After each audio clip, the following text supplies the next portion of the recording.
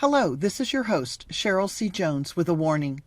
This podcast contains true stories of individual genius that may inspire you to take action in your own life. Listener discretion is advised.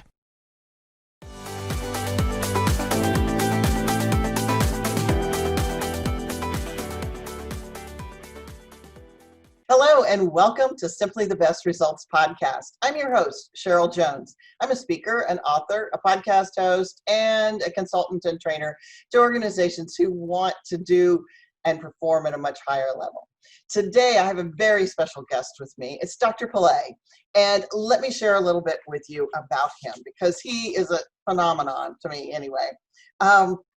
So I hope you're ready to get happy. So today's special guest will show us the power of leveraging the science of happiness to create business success, which has proven successful in his engagements with organizations such as Dale Carnegie, Hired Texas, and Dell. From his humble beginnings in a war-torn African refugee camp to Billboard charting song productions and heights to corporate America, Dr. Pelè reveals the sounds and stories of I Got Happy to amplify your success. It's my pleasure to welcome Dr. Pelè. Welcome. We're so glad to have you. Thank you so much, Cheryl. I appreciate being here. So glad you're here. Well, you and I have had a few minutes to talk just before this, as well as in various other situations where we've crossed paths.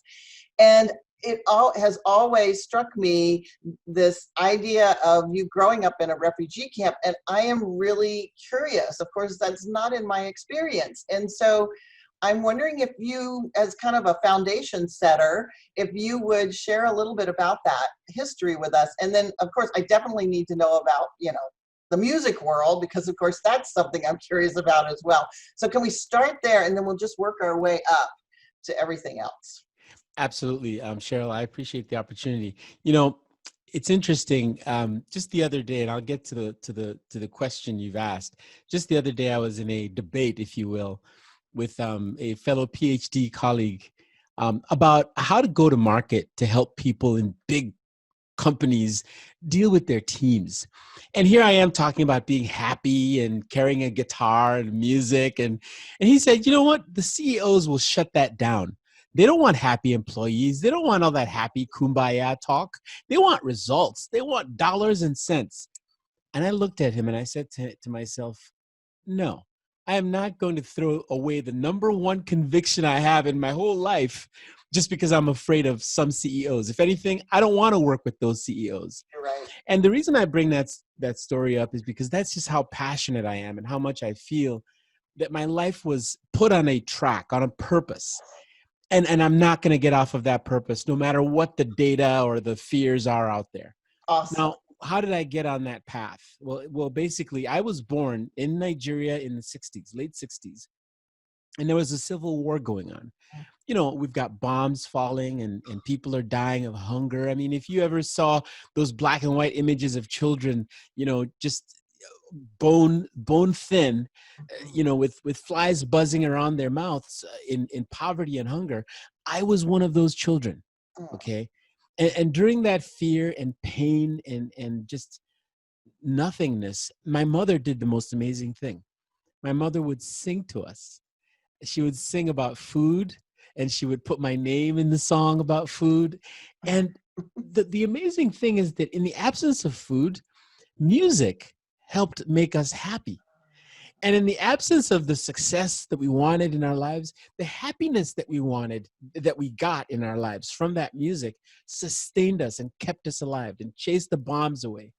So nobody can tell me that some stuffy CEO doesn't want happy employees, and therefore I should not be using my happiness and music. There is a science to happiness. It's not just me saying it. The world has proven that. There's tons and tons of research, HBR, everywhere, saying that happy employees lead to productive companies. And so I've made it my mission to tap into the things I actually believe in, such as happiness and music, and use them for the benefit of others in the team setting in organizations. That's awesome. And I know that's one of your gifts too, because the first time I met you, like, I think that's your genius. It's more than a gift. I think it's your genius because since I've met you, I don't know, I think you've produced at least 4 songs that I'm aware of, and it's only been a few months. So I'm like, holy cow, how does he pull that together? That's just amazing. And all of them are catchy and have a meaning to them, and they're just precious. They're wonderful. But I want to know about this pop sensation that you were as just a young lad, which was probably not long ago, but tell me, come on, keep telling me more about you. I want to know. Okay, well, thank you so much, and you're right. When we first met, I actually did this little talk at the NSA Austin, and I played my guitar, and I think a lot of people must have thought I was crazy, but it worked out. It was fun. I think that you have this, I have this, we all have this, but when we look back at our lives, we start to see patterns, and those patterns, some of us are really lucky that our patterns sort of led us back home, as opposed to our patterns leading us astray. So, my life's patterns have been such that I've seen huge mistakes that helped me stay focused. Like I remember being laid off at one of my very first jobs in the corporate world and thinking this is the end of the world. But, it helped me to go back to things like music and things like, well, what truly makes you happy? And why don't you pursue that and then use that to help other people? So, what I've done with my music and with my life has been consistently 3 things. I've always been a teacher. I've always been a storyteller, and I've always been a creative, an artist. And that's what you see even now. I'm writing songs. And, the funny thing is, I gave up years and years ago the idea that I was going to be the next Michael Jackson. Okay, that's not happening. So I actually don't write these songs because I'm trying to be famous or successful in the traditional musical industry world. I write these songs because I truly believe that they're healing me and they can heal other people. And it doesn't hurt that, when I'm doing a team training session, we do all the psychology assessments and all the PhD stuff that I've learned. I mean, we do that stuff with people. But at the end of it, we bring the entertainment and the fun of music to help people remember all the things that they've been learning. And so it becomes a non-stuffy engagement. It becomes a fun thing to actually get better as teams and as professionals at work. And that's what I do today. That's awesome. Well, most recently I saw a video you did where you compared a brand new orchestra. I can imagine the elementary or middle, not elementary, but maybe middle school first timers where they came together and trying to play music, and then also showing a symphony and the difference. And tell me more about the comparison and what you were trying to convey with that message. It's such a great question, Cheryl. I'm going to give that same PhD friend of mine some credit because it was his idea during that slightly contentious conversation. He said, Dr. Pelè, you have to help people understand how performance, is helped by the things you bring. It's not, it's not that you should throw away your music or the things you love, but help them understand how music and, happiness and all those things relate to teamwork. And so it was actually his word, performance, that led me that evening, right after our call last week, to put together this video. And basically what the video does is it says, hey, listen, you want performance just like any other CEO, but does your performance sound like this? And then I point to the left and there's these kids going, dang, dang, dang, dang, dang. Everything's wrong. It's off key. It's terrible, but they're adorable, but it's terrible. And then I say, or do you want your performance to be like this? And I point to a performance of Beethoven's Fifth Symphony. That da-da-da-da, da-da-da-da, that really cool song by Beethoven. And it's like there's a parable there because it's not just that this group is really bad and this group is really good. It's that this group that's really bad can actually become, and did actually when they grew up, become this powerful symphony and orchestra. But how did that happen? It's because these are learnable skills. These are not, it's not nature, it's nurture. We can teach the science of performance, right? And that's where music as an analogy is used, but music is also used as, how do I remember all this teaching, about performance and teamwork? Because if you leave training, I'm sure you and many people would agree that when people leave training, most of the time, they just forget everything. But yeah, I was going to yeah, say the statistics are crazy in terms of how much you lose in the first 24 hours, exactly. and by the end of the week, you've lost 70% of whatever you learned, It's Exactly. like, But whoa. but now I'm gonna put you on the spot, Cheryl. Have you forgotten how to sing your ABCs? No, I No, need you to haven't, do and that. neither have I. And I learned that last week. No, I'm just kidding. Good for you. Yeah, good for me, right? We learned that a while ago, and we will never forget because it was put to music. So the secret for me is not, music isn't just for entertainment. Music is a powerful learning transfer mechanism. It's proven by neuroscience. It's, everybody in the scientific world knows that music locks itself into different aspects of our brain, and so many aspects of our brain, that it just won't go away. So if you take the vision of your team or the productivity of your team and you set some of that to music at the end of all the training and coaching, you get something people will never forget.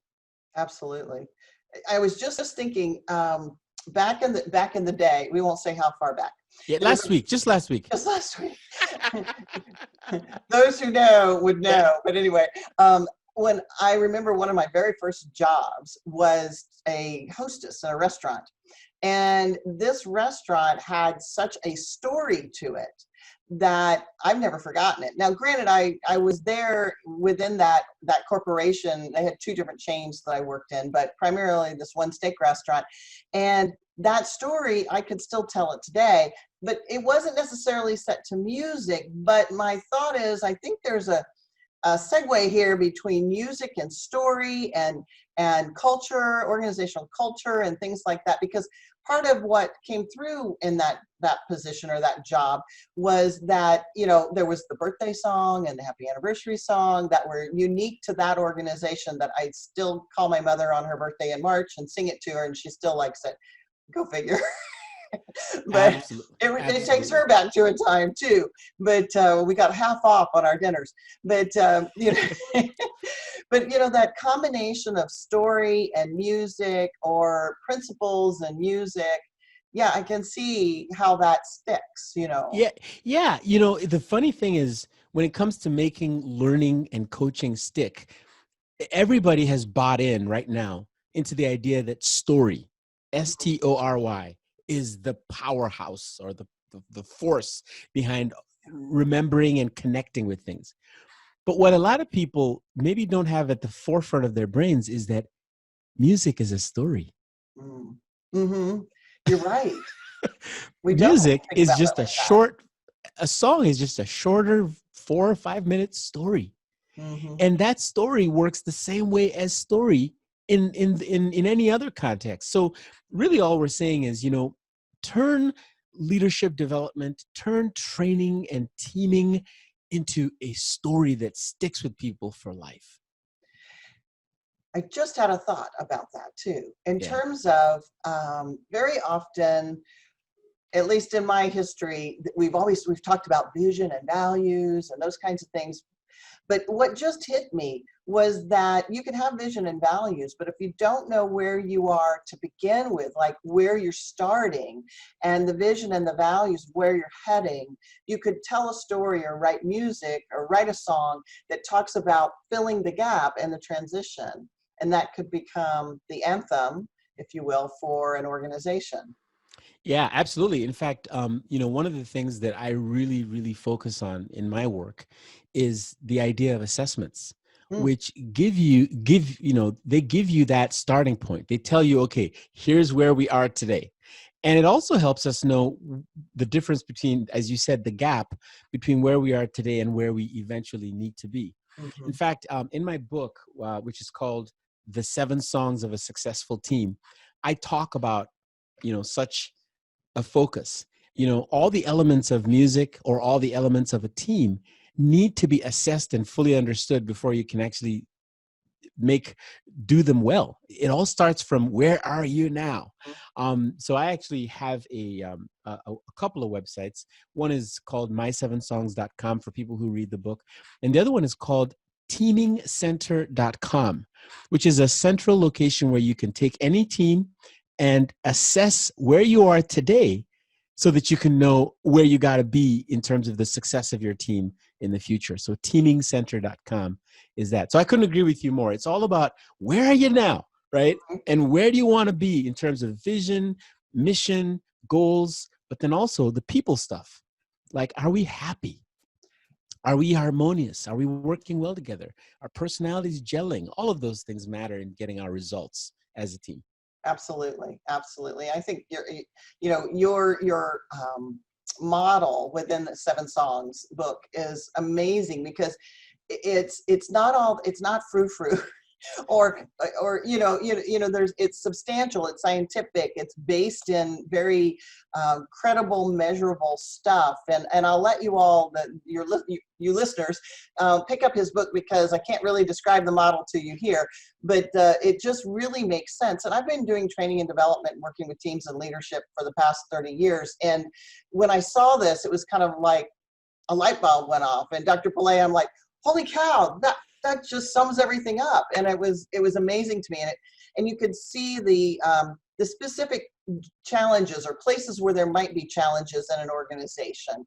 And I think even if you were just reading the book and you looked at it and you compared it to your own organization, you could very easily go, oh, that's where our gap is. I know what's missing here. Definitely. Yeah.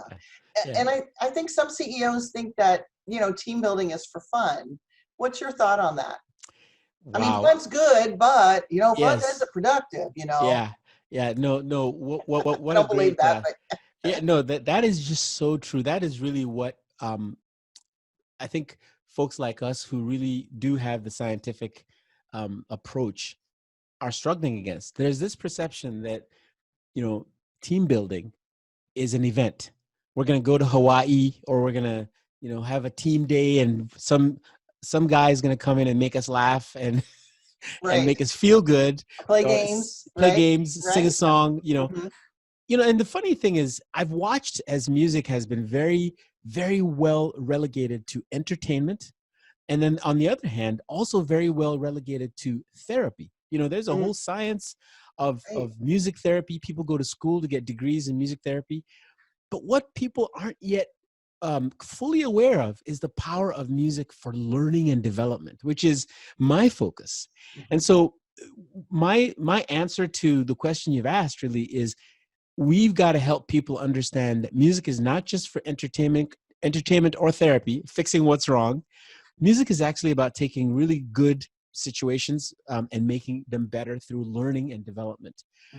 And my book, as you said, people would have to go get the book to understand it fully, but my book goes into the details of how music can be an ally. Not that you've got to become a musician, but just understanding how the brain responds to music and using that method to respond to your team. It's a powerful approach. It is a powerful approach, definitely. So what's on tap for you for the future? What are you hoping to do in the world? What's your goal? Well, I'll tell you right now, a long time ago in the music industry, I'll use music since we've talked about that quite a bit. Long time ago in the music industry, most people only understood one model of success, and that was go get a record deal and become Michael Jackson. That was it, right? And the whole world changed. The internet showed up. There was, companies weren't doing that anymore. Nobody was getting record deals per se. Sure, there are still a few, Justin Bieber got a deal, right? That kind of thing. But like that model was gone. And what replaced it was entrepreneurs. Everybody became an entrepreneur in the music industry. And that's a similar path that I've taken with respect to my book, my music, my entire business. I recognize that no one is going to pick me up, make me their employee, or promote me, put millions of dollars behind what I'm selling. So I'm really passionate about the just bootstrap one person at a time, connecting with people and helping people along the way. And to do that, you've got to really have good uh, allies, good team members, good masterminds, good people that care about you and you care about them, so that you can together walk this really difficult path of entrepreneurship. So what I'm most excited about is taking these baby steps into helping CEO number one and CEO number two change their culture in their company by improving their teams. Do you have is there a specific industry that you enjoy working with? No, I don't, I'm not yet that siloed, if you will. Not that it's a bad thing to do that. In fact, as they say, the riches are in the niches, right? So Right, that's what they say. what's my focus?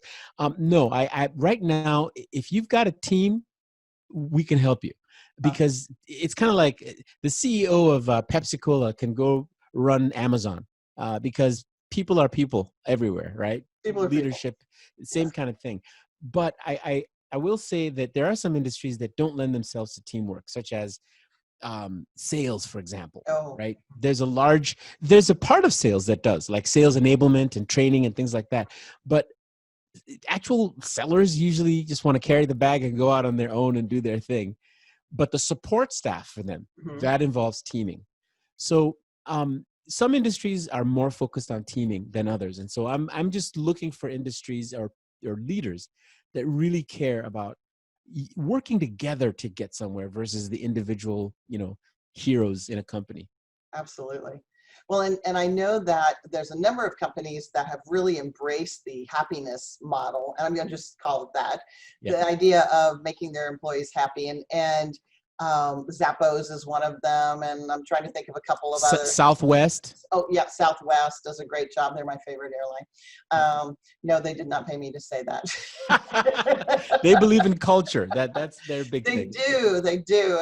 Yes. And, so, I mean, but when we think of successful organizations and we think of Zappos and we think of Amazon and we think of Southwest, they each have their own culture, and you're absolutely right. And how is that culture conveyed? And I think it's due partially to the shared experience, which brings us kind of back to teams, right? Yep. A shared experience where people really connect through that experience, Yep. And I think that's one of the things that you're offering is the shared experience idea that causes connection, that causes people to want to really support one another, help one another, know one another. And if they all know what the gap is that they're trying to fill, my word, gap, that space between what is and where we want to be, then I think that helps them work better. At least that's what I've seen in my experience of doing retreats and those team building type things. Yeah. So, yeah. Yeah. No, absolutely. I mean, at the end of the day, it comes back to what comes first. Is it happiness or success? Companies that focus only on the lagging indicators of what I call success, like sales and market share and things like that, and they miss the leading indicators, the things that predict the future, such as how happy are your employees, how positive is your culture, your workplace. Companies that miss that totally don't get the results they want.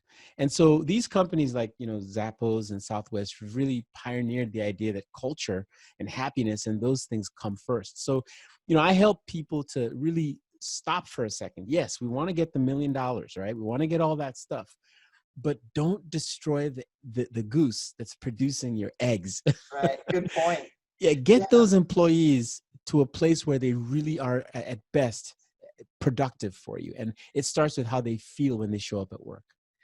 One of the things that I think is a trip up, it's a thing that gets in your way, that trips people up, CEOs, owners, presidents, whatever, is this idea of happiness and them having to make their employees happy.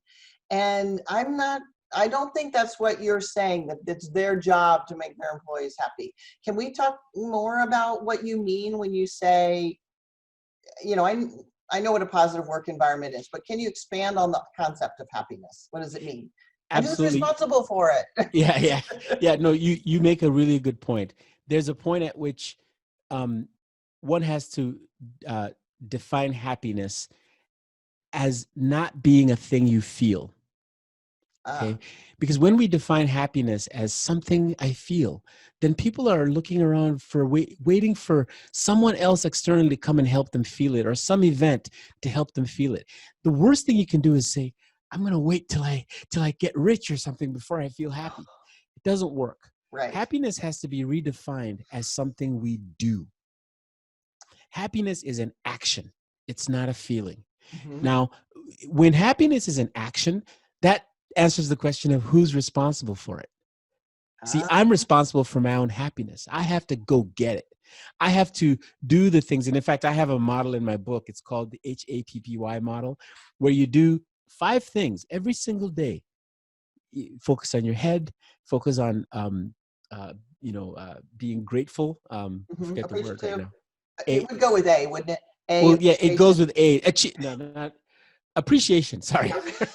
Okay. Focus on your head and your mindfulness, Okay. appreciation. I'll get this right someday. But That's okay. anyway, there's a P which is for people, and then there's another P which is for something to do with relationships, and then Y is for you. Got it. Okay.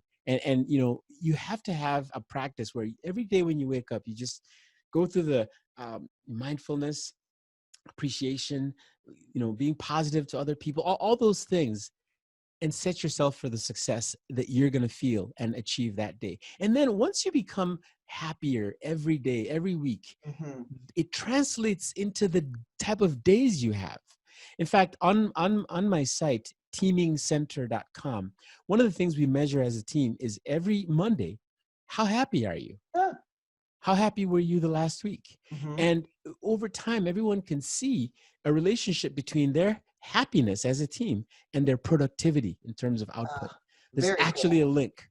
So to your point, a CEO is not responsible personally, but a CEO must help to set the cultural atmosphere and Mhm. trends that allow people to take the actions that make them happy. And then once they're in that engagement and focus and zone of, you know, productivity, they'll deliver on the results that the CEO wants. That's awesome. That's awesome. Thanks for addressing that, because I feel like that is a big stumbling block for a lot of people. And when I had multiple employees a few years ago, I thought I was responsible for all of their happiness. And I'm like, it was an incredible burden, because I just didn't know any better. I was a young business owner, and it was just, I spent half my time worried about, well, did they, had they gone out and sold anything, and were they making any money? And meanwhile, I'm supposed to be doing what I'm supposed to be doing and couldn't keep up with that. It was ridiculous. But I learned a lot from that Yeah, yeah, experience. But yes, and I think that's a really good lesson for all of us, is to be responsible for our own happiness. I don't think we think about that often enough, and we do, like you said, turn to others and expect others to basically make us happy. I think we do that in relationships, and then we're saddened when those relationships break up. And we expect our children to make us happy sometimes, and they don't always do what we'd like them to do, and especially in those teenage years. And so there's a lot that a lot of us just have a misconception about the whole thing about being happy and how to get there. yeah, It's up to each one of us, every yeah, single one of us. yeah. I can tell you, every morning I try to take a 30-minute walk. In that walk, I do my HAPPY. I Hmm. focus on my head and becoming heedful and mindfulness. Some people call it meditation, whatever you want to call it. And then I focus on being appreciative, very appreciative of everything. And then I think of all the people that I need to continue to connect with and stay true Hmm. to. Then I focus on being positive, just seeing the positive side of everything. That's the second P I forgot. And then the Y is the U, meaning say yes to you in everything that you do. That's awesome. That's awesome. Well, our time is about up, but before we close this session, I want to make sure that people know how to get in touch with you. And where would you prefer them to go? Because you have teamingcenter.com. Where else would you like them to go? Well, the main place they should go is drpelè.com, which is drpele.com. I'm also very active on LinkedIn, Mhm. and actually those are the best ways to connect with me. Awesome. the teaming center site is really just where we do our assessments for people who already know me. Got it.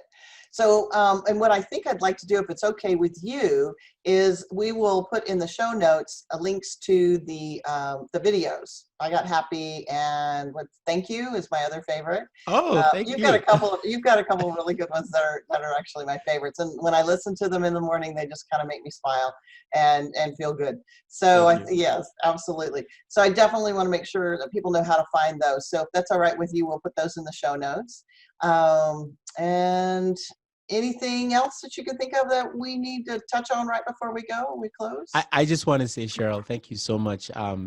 I really lost myself in this conversation. You are an excellent interviewer, and I really enjoyed it. Thank you for the opportunity. Thank you. Thank you so much. I really appreciate you being here. I'm delighted to have you as part of my life and as part of my life. And I think I've learned a lot from you just knowing you. So thank you very much for that. Yeah, absolutely.